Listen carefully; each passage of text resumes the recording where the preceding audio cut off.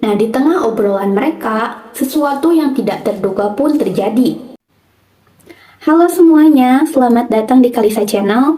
Jadi, di video aku kali ini, aku akan berbagi cerita ke kalian semua tentang salah satu kasus yang dulu tuh viral banget sampai menghebohkan satu Indonesia, bahkan dunia.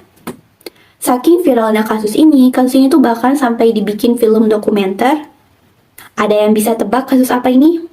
Yap, bener banget, kasusnya tuh adalah kasus Jessica, Mirna, dan kopi sianida. Aku yakin beberapa dari kalian udah nggak asing sama kasus ini, atau malah udah mulai lupa sama kasusnya. Kasus ini tuh viral karena melibatkan dua orang teman lama. Penasaran sama bagaimana kelanjutan ceritanya? So, tonton video ini sampai selesai karena aku jelasin secara lengkap buat kalian semua. Kronologi kasus Jessica Mirna.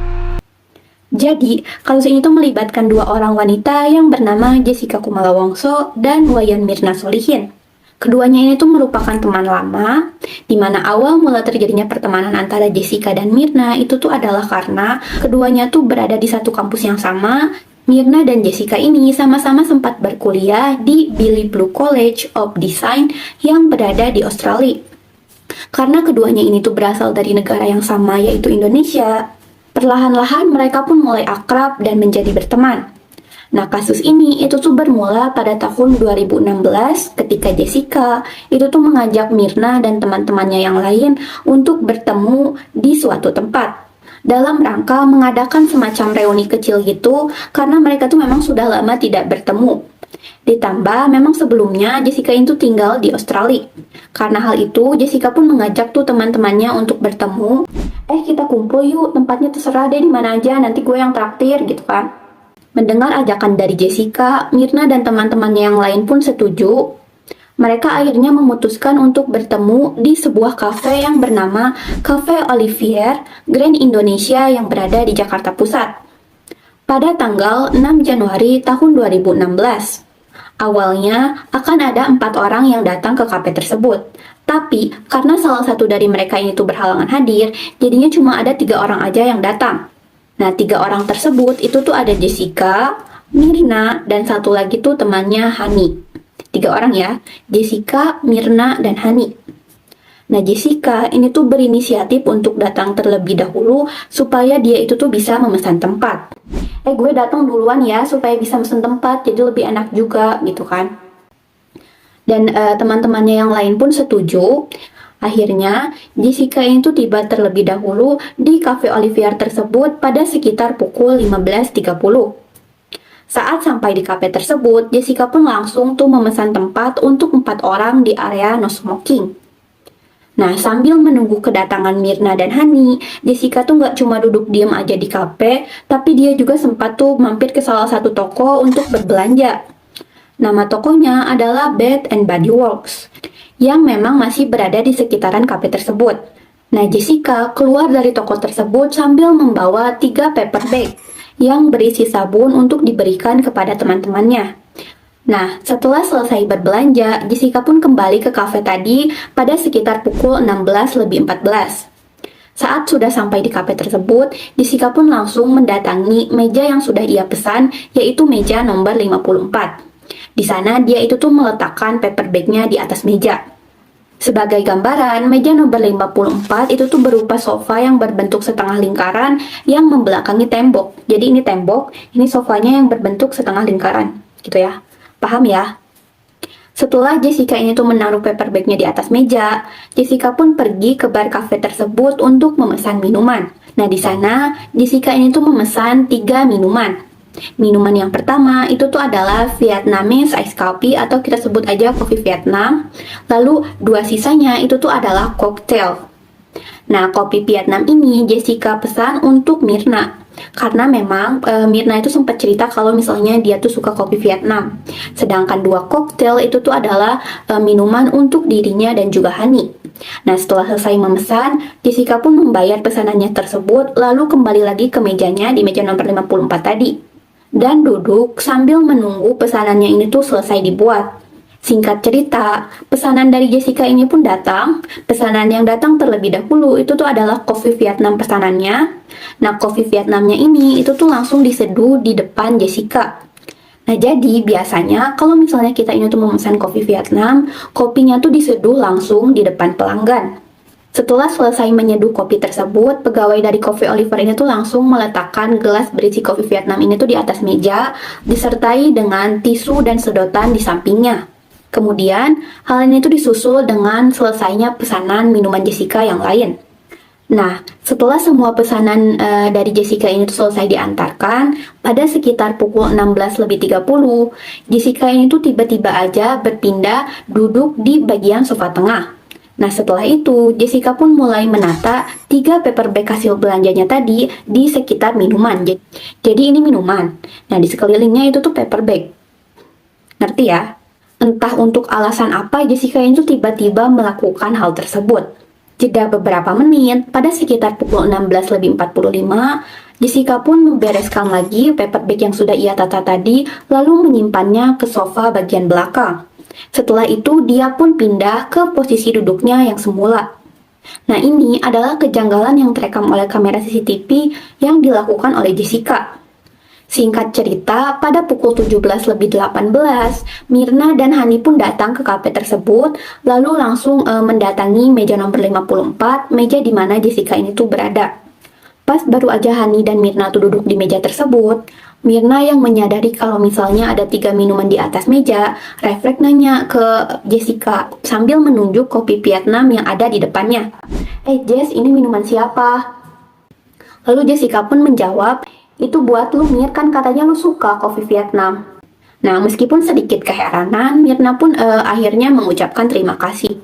Oh ya ampun, maksud gue nanti aja pesennya pas gue udah dateng, tapi thanks ya udah dipesenin, kata Myrna. Jessica pun hanya mengangguk-angguk saja. Pas Myrna ini tuh mau minum, posisi sedotannya tuh sudah ada di dalam gelas. Jadi bukan Myrna yang masukin sedotan ke dalam gelas tersebut. Lalu, Myrna pun meminum minuman tersebut. Sesaat setelah Myrna ini tuh meminum kopi tersebut, ia pun langsung bereaksi dengan mengatakan, "Ih, nggak enak banget," katanya sambil mengipaskan tangannya di depan mulut, karena Myrna ini tuh merasakan rasa panas yang menyengat di mulutnya. Nah, dalam kesaksian temannya yaitu Hani tuh melihat kalau misalnya warna kopi Vietnam milik Myrna itu tuh warnanya sedikit aneh, karena warnanya tuh kayak agak kekuningan gitu. Warnanya tuh nggak seperti kopi pada umumnya. Karena menyadari ada sesuatu yang aneh, Hani pun akhirnya berinisiatif untuk mencoba atau mencicipi minuman kopi Vietnam ini. Dari pengakuan Hani, setelah dia itu tuh minum minuman tersebut, muncul rasa panas di lidahnya disertai dengan rasa pedas. Alhasil Hani pun nggak mencoba banyak dan langsung menyimpan minuman tersebut di atas meja lagi. Nah, setelah terjadi hal tadi, mereka tuh nggak terlalu menghiraukan hal tersebut dan lanjut ngobrol-ngobrol ringan. Nah, di tengah obrolan mereka, sesuatu yang tidak terduga pun terjadi.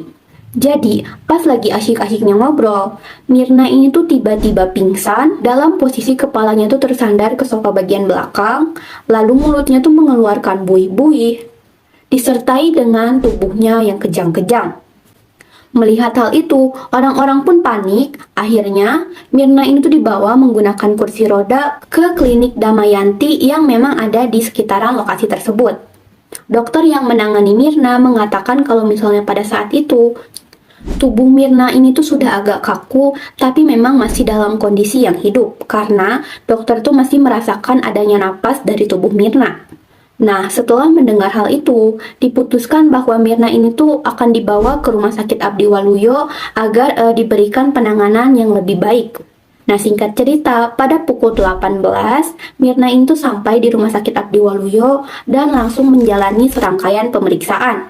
Dokter yang menangani Myrna mengatakan kalau misalnya saat itu, dia tuh sudah tidak merasakan denyut nadi, nafas, dan juga detak jantung dari Myrna. Tapi meskipun begitu, tim medis itu tetap mengusahakan yang terbaik untuk Myrna. Mereka itu melakukan bantuan nafas dan juga resusitasi atau pompa jantung dan paru-paru untuk Myrna ini selama sekitar 15 menit. Tapi sayangnya, setelah semua usaha yang mereka lakukan, nyawa Myrna itu tuh tidak tertolong. Mirna dinyatakan meninggal dunia pada sekitar pukul 18.30 pada hari itu juga, tepatnya pada tanggal 6 Januari tahun 2016. Setelah kasus ini tuh terjadi, kasus ini tuh viral dan heboh kemana-mana. Polisi pun akhirnya melakukan serangkaian pemeriksaan dan penyelidikan mengenai kasus ini. Dan tubuh dari Mirna itu tuh juga sempat diotopsi. Nah, hasil otopsi menyatakan kalau misalnya ditemukan sianida di dalam lambung Mirna ini. Sianida sendiri itu tuh merupakan senyawa kimia yang terdiri dari unsur karbon dan juga nitrogen, di mana sianida ini itu tuh sangat beracun dan bisa membahayakan kesehatan, bahkan merenggut nyawa seseorang. Setelah dilakukan pemeriksaan dan penyelidikan tadi, akhirnya pada tanggal 29 Januari tahun 2016, Jessica tuh ditetapkan sebagai tersangka dari kasus ini. Baru kemudian ditahan pada tanggal 30 Juni tahun 2016. Jessica ini tuh ditahan dengan dakwaan pembunuhan berencana menggunakan sianida. Alasan pertama yang menjadi faktor Jessica ini tuh ditetapkan sebagai tersangka itu tuh adalah Jessica yang datang terlebih dahulu ke kafe tersebut. Lalu yang kedua, Jessica lah yang memesan minuman untuk Mirna. Nah, alasan yang ketiga itu tuh adalah karena Jessica dan Mirna itu sempat ada masalah. Hal ini tuh diduga menjadi alasan Jessica tuh melakukan ini semua. Jadi, menurut keterangan jaksa, alasan Jessica melakukan ini semua itu tuh adalah karena dia tuh dendam. Karena sebelumnya Mirna tuh sempat menyinggung persoalan antara Jessica dan pacarnya. Jadi pas waktu itu tuh Jessica tuh lagi ada masalah sama pacarnya, Mirna tuh nyaranin buat udahlah cari cowok yang baru aja yang lebih baik gitu kan. Tapi mungkin setelah mendengar hal itu, Jessica pun tersinggung karena setelah hal itu terjadi, Mirna dan Jessica tuh sempat lost kontak selama beberapa waktu dan baru berhubungan kembali pada Desember tahun 2015. Nah terus, jaksa juga menggunakan kronologi pesanan, penataan paper bag, serta tingkah laku Jessica yang terekam oleh kamera CCTV sebagai indikasi tindakan yang disengaja. Kenapa begitu? Kalian ingat kan kalau misalnya tadi itu tuh Jessica tuh sempat menata paper bagnya di sekitar minuman yang sudah ia pesan? Lalu tiba-tiba Jessica ini tuh merapikan kembali paper bag tersebut. Kalian ingat kan? Nah, dalam jeda waktu itu, diduga Jessica ini tuh memasukkan atau mencampurkan sianida ke dalam kopinya Mirna.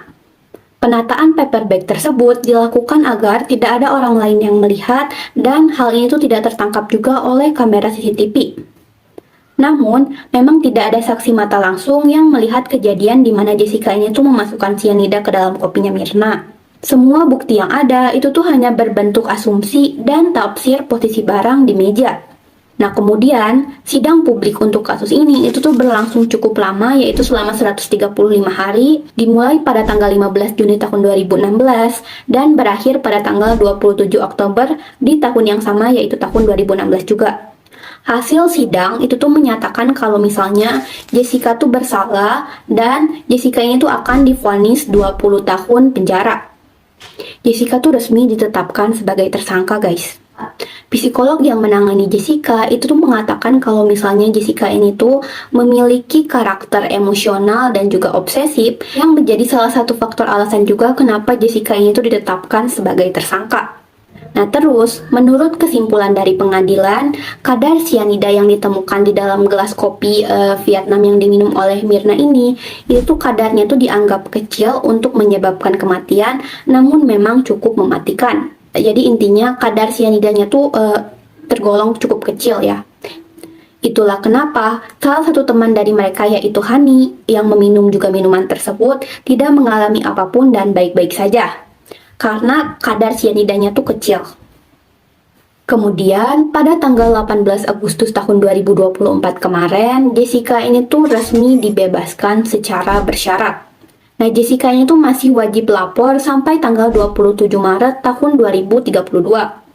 Kenapa Jessica ini tuh dibebaskan adalah karena sampai saat ini belum ada bukti konkret yang menyatakan kalau misalnya Jessica ini tuh bersalah. Seperti yang aku bilang tadi, kalau bukti-buktinya itu cuma berbentuk asumsi aja, tidak ada saksi mata langsung dalam kasus ini. Itulah kenapa Jessica tuh dibebaskan secara bersyarat. Oke, jadi itu dia tadi kasus tentang Jessica dan Mirna. Gimana menurut kalian kasus ini? Silahkan tulis di kolom komentar.